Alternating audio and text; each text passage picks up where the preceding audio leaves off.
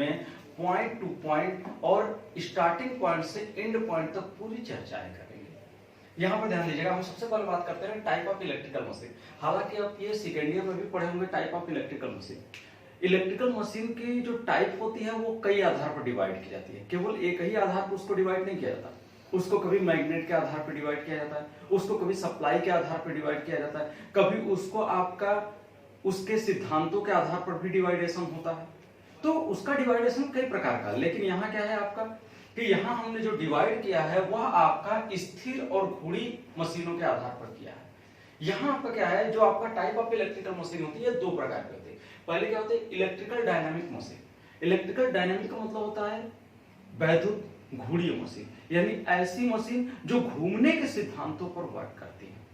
जो भी मशीनें हों, ऐसी जो भी मशीनें जो कि आपका घूमती हों और घूमने के साथ साथ वो आपका क्या है, इलेक्ट्रोमैग्नेटिक कन्वर्जन करती हों, यानी वह किसी न किसी ऊर्जा का रूपांतरण करती हो। मशीन हम तभी कहेंगे जब वह आपका कम समय में अधिक कार्य का निष्पादन करे और एक ऊर्जा को दूसरे प्रकार की ऊर्जा में क्या करे, कन्वर्ट करे, वही हमारी मशीन कहलाती है। क्योंकि हमारी मशीन की जो परिभाषा होती है, मशीन के बारे में हम लोग डिफिनीशन देते हैं, वो ये होता है कि ऐसी मशीनें जो कम समय में अधिक ऊर्जा का निष्पादन करें और ऊर्जा का रूपांतरण करें, उन्हें हम मशीन कहते हैं। और अगर वैद्युत मशीन कह दिया तो कहेंगे वे वैद्युत मशीन जो ऊर्जा का रूपांतरण करती हैं और कम समय में अधिक कार्य का निष्पादन करती हैं, वैद्युत मशीनें कहलाती हैं। तो ये चीज आप क्या करेंगे, याद रखेंगे। अब इसमें पहला क्या है आपका इलेक्ट्रिकल डायनामिक मशीन और दूसरा क्या है electrical static machine. Electrical dynamic machine क्या होता है, इलेक्ट्रिकल डायनामिक मशीन को हम कहते हैं ऐसी मशीनें जो घूर्णी सिद्धांतों पर कार्य करती है या जो मशीनें घूमती हैं, उन्हें हम इलेक्ट्रिकल डायनामिक मशीन कहते हैं। आप उसमें चाहें तो पॉइंट एक्स्ट्रा जोड़ सकते हैं कि वह घूर्णी वैद्युत मशीनें जो घूमने के सिद्धांतों पर कार्य करती है तथा ऊर्जा का रूपांतरण करती हैं, वे इलेक्ट्रिकल डायनामिक मशीन कहलाती हैं। दूसरा क्या है आपका इलेक्ट्रिकल स्टैटिकली मशीन, यानी वैद्युत स्थैतिक मशीन। ऐसी मशीनें जो घूमती नहीं है, वो क्या होती है, स्थिर रहती है और वो स्थिर सिद्धांतों पर ही कार्य करती है। अब स्थिर सिद्धांत क्या होते हैं, फैराडे ने ही सारे सिद्धांत दिए, मैं उसके बारे में भी थोड़ी सी चर्चा भी करूंगा कि अगर आपको बेसिक कंसेप्ट या बेसिक नॉलेज ना हो तो वह बेसिक नॉलेज भी आपको हो जाए। तो इलेक्ट्रिकल स्टैटिक मशीन यानी ये ऐसी मशीनें होती हैं जो स्थिर प्रकृति की होती हैं, जिनमें कोई भी पार्ट मूवेबल नहीं होता है और यह एक ऊर्जा को दूसरे प्रकार की ऊर्जा में रूपांतरित करती हैं, इलेक्ट्रिकल स्टैटिक मशीन कहलाती है। अब ये जो आपका डिवाइडेशन किया गया कि डायनेमिक मशीन जो है वो कितने प्रकार की होती है, तो इलेक्ट्रिकल डायनेमिक मशीन या तो वह डीसी पर वर्क करने वाला होगा या वह एसी के लिए, या तो वह डीसी के लिए होगा या एसी के लिए। तीसरा हमारे पास कोई सप्लाई नहीं होती है, हमारी दो तरह की सप्लाई होती है। अभी हम सप्लाई पे इसके बाद चर्चा करेंगे, जैसे ये टॉपिक खत्म करेंगे हम सप्लाई पे भी चर्चा करेंगे, ताकि आपका जो बेसिक कंसेप्ट क्लियर नहीं हो पाता 3 सालों में, वो हम बेसिक कंसेप्ट हर टॉपिक पर क्लियर करते जाएंगे। यहाँ क्या है आपका डीसी मशीन। डीसी मशीन किसे कहते हैं, वे मशीन जो डीसी के लिए कार्य करती है, डीसी के लिए। अब डीसी पर भी कर सकते हैं क्योंकि यहाँ पर डीसी जनरेटर होता है तो डीसी जनरेटर में ऊर्जा उत्पन्न होती है, इलेक्ट्रिकल एनर्जी। डीसी मोटर होता है तो उसमें एनर्जी दी जाती है, तो इसलिए कहा जाता है डीसी के लिए। यहाँ ध्यान दीजिएगा, डीसी मशीनें ऐसी मशीनें जो डीसी पर वर्क करती हैं, उन्हें हम डीसी मशीनें कहते हैं या डीसी के लिए वर्क करती हैं। दूसरा क्या है एसी मशीनें, वह मशीनें जो एसी के लिए वर्क करती हैं, उसे हम एसी मशीन कहते हैं। अब डीसी मशीन में पहला है डीसी मोटर। डीसी मोटर क्या होता है, अगर आप कभी भी भूल जाते हैं कि मोटर का कंसेप्ट क्या है, जनरेटर का कंसेप्ट क्या है, आप एक चीज अपने दिमाग में बैठा करके रखें कि आपके घर में जो लगा हुआ है फैन, वो क्या है, मोटर है। मोटर को हम क्या करते हैं, जैसे हम स्विच ऑन करते हैं, सप्लाई बहुत तेजी के साथ फ्लो होती है और जैसे सप्लाई फ्लो होती है वैसे ही क्या होता है, वो घूमने लगता है। यानी क्या हो रहा है, मोटर इलेक्ट्रिकल एनर्जी दे रहे हैं, स्विच को ऑन कर रहे हैं, वैसे क्या हो रहा है, फैन रोटेट कर रहा है, यानी इलेक्ट्रिकल एनर्जी दिए तो मैकेनिकल एनर्जी में कन्वर्ट किया। सीधा सा कंसेप्ट है, ज्यादा उसमें कोई दिक्कत आपको नहीं होगा। और ठीक मोटर का उल्टा जनरेटर होता है। तो ये हमारा हो गया डीसी मोटर। डीसी मोटर में क्या कहेंगे, वह मशीन है जो डीसी ऊर्जा को या डीसी एनर्जी को या डीसी सप्लाई को किसमें कन्वर्ट करती है, मैकेनिकल एनर्जी में कन्वर्ट करती है। तो ये मशीन है जो डीसी एनर्जी को मैकेनिकल एनर्जी में कन्वर्ट करती हैं, वह डीसी मशीनें कहलाती है। दूसरा क्या भाई, एसी मशीन, वह मशीन जो, हाँ एसी मशीन में हम बात कर रहे थे, डीसी मोटर के बाद डीसी जनरेटर। डीसी जनरेटर क्या होता है, इसमें कहेंगे, हमने कहा मोटर का ठीक उल्टा क्या, जनरेटर, तो इसमें कहेंगे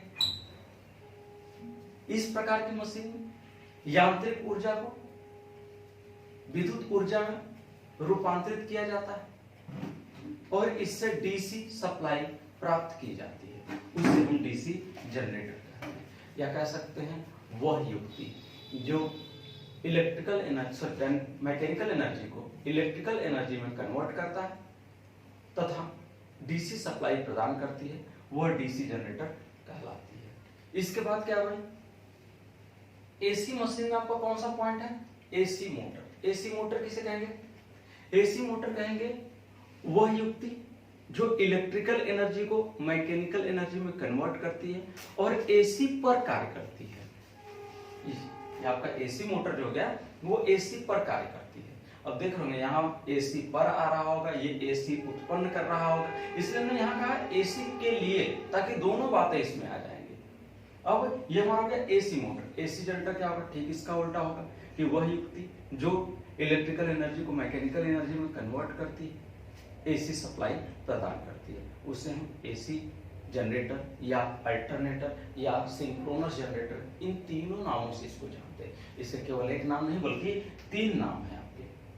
हाँ, अगर आपको इंग्लिश में कोई दिक्कत आ रही हो तो आप हमें क्या करिएगा, व्हाट्सएप ग्रुप में मैसेज कर दीजिएगा कि सर हमें इंग्लिश में प्रॉब्लम हो रही है, आप हिंदी में लिखिए, क्योंकि आप लोग फाइनल ईयर के स्टूडेंट हैं, तो हम जानते हैं जहां तक आप लोग प्रिपेयर हो जाते हैं उस चीज के लिए कि हर चीजों को समझने लगते हैं, अपने बेसिक जो इंग्लिश के टर्म हैं उनको बहुत आसानी के साथ समझते हैं, इसलिए इनको लिखना बहुत आसान होता है, इसलिए हमने हिंदी में लिख करके इंग्लिश में ही लिखा है। कंफ्यूजन होगा तो हम बता देंगे, हालांकि हम हिंदी में बोल ही रहे हैं इनका नाम, तो हिंदी में बोल रहे हैं, इंग्लिश में लिख रहे हैं, लेकिन आपको जो लिखवाएंगे वो हिंदी में ही लिखवाएंगे, इंग्लिश में नहीं। हाँ, किसी बच्चे को अगर इंग्लिश में लिखवाना होगा तो वो हमको मैसेज कर देगा पर्टिकुलर। अगला ध्यान दीजिएगा, अब ये जो आपका एसी मोटर है, ये कितने प्रकार की होती है, 3 प्रकार की होती है। सिंगल फेज की मोटर, डबल फेज की मोटर, 3 फेज की मोटर, ये 3 प्रकार की मोटर होती है। सिंगल फेज की मोटर को क्या बोलते हैं, एफएचपी मोटर बोलते हैं, फ्रैक्शनल हार्स पावर की मोटर है। डबल फेज की मोटर और ट्रिपल फेज की मोटर, ट्रिपल फेज की मोटर को हैवी मोटर भी बोला जाता है। और ये जो होती है वो 2 प्रकार की होती है, 3 फेज इंडक्शन मोटर और 3 फेज आपका सिंक्रोनस मोटर, ये होता है। उसके बाद हम स्टैटिकली में जाते हैं, तो स्टैटिकली में हमारा क्या होता है, केवल एक ही मशीन आती है, एसी मशीन।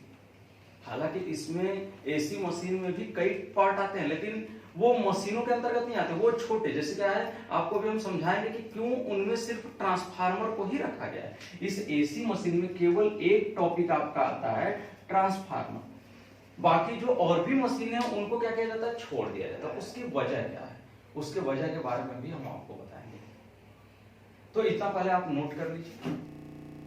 अब आप ध्यान दीजिएगा, आप लोग second year electrical machine first में डीसी मशीन के बारे में पूरा पढ़ चुके होंगे, ये आपको इस ईयर में पढ़ना नहीं है। डीसी मशीन जो है वो आपको इस ईयर में पढ़ना नहीं है।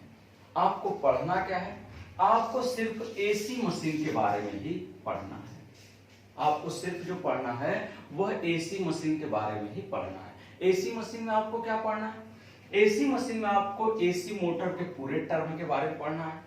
सिंगल फेज की मोटर या एचपी मोटर, ये पूरा एक चैप्टर ही है। उसके बाद आपका इंडक्शन मोटर, ये भी पूरा आपका एक चैप्टर है। उसके बाद सिंक्रोनस मोटर, ये भी आपका पूरा एक चैप्टर है। तो जो आपको इस साल पढ़ना है वो कौन सा पढ़ना है, एसी मोटर को पढ़ना है। एसी मोटर को पढ़ने के साथ साथ आप ड्राइव और कंट्रोल भी पढ़ेंगे, और ड्राइव और कंट्रोल के बाद आप जो पढ़ेंगे वह होगा क्या, वह होगा एसी जनरेटर, अल्टरनेटर या सिंक्रोनस जनरेटर। हालांकि ये आप सेकेंड ईयर में रहा होगा आपके सिलेबस में, लेकिन आपको इस साल पढ़ाया जाएगा। उसकी वजह होती है कि सिलेबस में ना होने के बावजूद भी हर साल 5 से 10 नंबर का इससे क्वेश्चन आने वाला है। ये सिलेबस में ना होने के बाद भी, क्योंकि भारत भारती की बुक होगी उसका कुछ और पैटर्न है, टीडी बिस्ट की बुक होगी उनका कुछ और सिलेबस है, तो इनके सिलेबस में एक एक चैप्टर वो लोग छोड़े हुए हैं। तो जिसकी वजह से हम आपको बता देते हैं कि हम आपका कोई भी चैप्टर छोड़ने वाले नहीं, जिससे 5 नंबर का आएगा उसको भी पढ़ाएंगे यहाँ पे। तो ये अल्टरनेटर भी हम क्या करेंगे आपका इसमें पढ़ाएंगे, यानी पूरा मिलाकर के आपको हम क्या पढ़ाएंगे, एसी मशीन इस ईयर पढ़ाने वाले हैं। और एसी मशीन में ट्रांसफार्मर आप पिछले सेल में पढ़ चुके हैं, तो इस सेल में उसको पढ़ने की आवश्यकता नहीं है।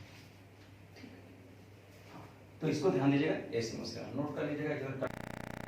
हाँ भाई, हम जिस सप्लाई की बात कर रहे थे कि सप्लाई आपकी 2 प्रकार की होती है। जिसका बेसिक कंसेप्ट क्लियर होगा उसके लिए कोई दिक्कत नहीं, जिसका बेसिक कंसेप्ट क्लियर नहीं उसको हम क्लियर कर देना चाहते हैं।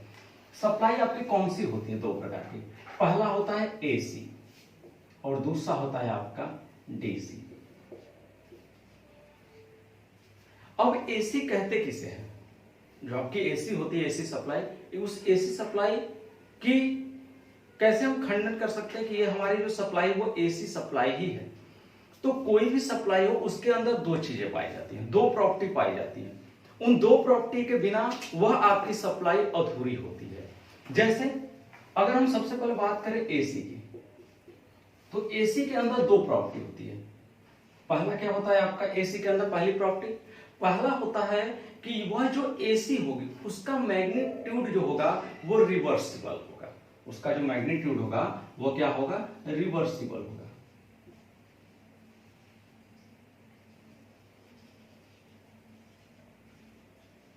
या उसको क्या कर सकते हैं? मैग्नीट्यूड चेंजेबल होगा। उसका मैग्नीट्यूड लगातार समय के साथ बदलता रहेगा। दूसरी उसके अंदर क्या प्रॉपर्टी होती है? दूसरी उसके अंदर प्रॉपर्टी होती है कि वह जो होता है बाई डायरेक्शनल होता है।